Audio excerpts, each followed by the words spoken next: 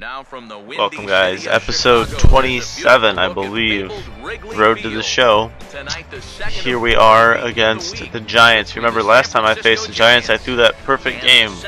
Just kidding. I know some of you guys got mad about that perfect game talk, but I had to make fun of it because the game gave me it, even though I only pitched an inning and a half and I injured myself.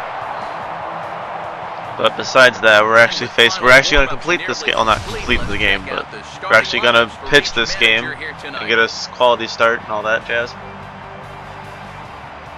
You see there, Mark Kotze is playing center field for us. The Cubs picked him up from the White Sox from some trade, I don't remember. But Philip Umber on the Giants now, 2014.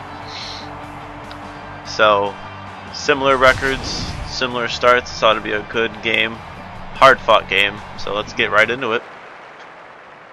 And with that, a quick look at the division first. 5.5 games up on the Cincinnati Reds.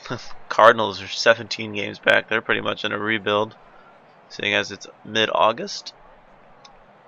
So like I said, here we go. In the second, 1-2, strike 3. My turn to bat. Bases loaded. Could be. Might be. Caught. Bring in the game's first run. My first sacrifice fly. I believe on the season, but I may be wrong. But we break the lead first. Worst thing that could happen to you if you're out there on the mound. They do give up one run with the sacrifice fly, but with 2 outs pretty now, deep. I'd say about avoiding what could have been a huge inning. A little under 300 feet. Would have liked to have hit a granny, but can't always get what you want. 0-2 fastball, strike 3. And here we show I am tied for second. League leader in wins. I think Dan Herron's going to win that. I mean, there's no way I can get four more wins to even catch up. I mean, it would take a miracle. Ground ball, back to the pitcher. I'm going to take it myself. I'm like, Rizza, out of my way. Barely got him, but still got him nonetheless. Here in the fourth, still with the 1-0 lead. Strike 3. In the fifth, 0-2 count. Got him fishing. 2-2 in the fifth. Another one high and in. And Jay's not going to have an official at bat this game. Just like his last game against the Giants, no official at bat. But this time with 2 sacrifices.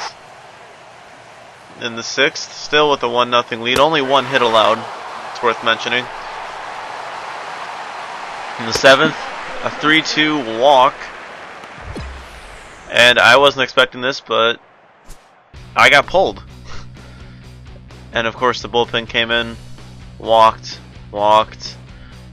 base hit, run scores, another run scores. No win for Jay that game. Got the no decision.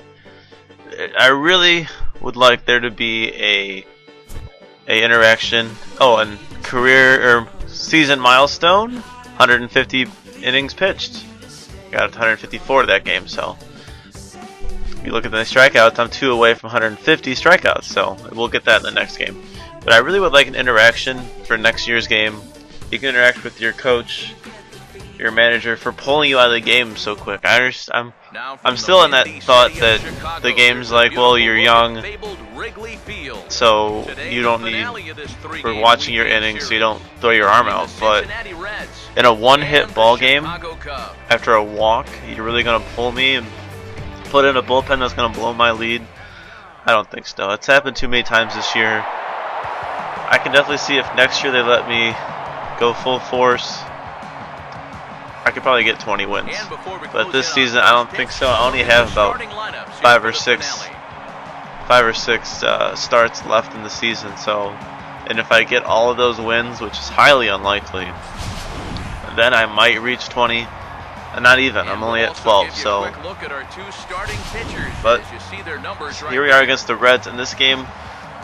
The Cubs took a losing streak after that last loss and we're now only 2 games up in the division. So this game, very important. And right here, I'm going to show you. You know, I like playing on variable umpires where the calls are close, but sometimes, like this game was pissing me off all game. It was that ball. That's a strike.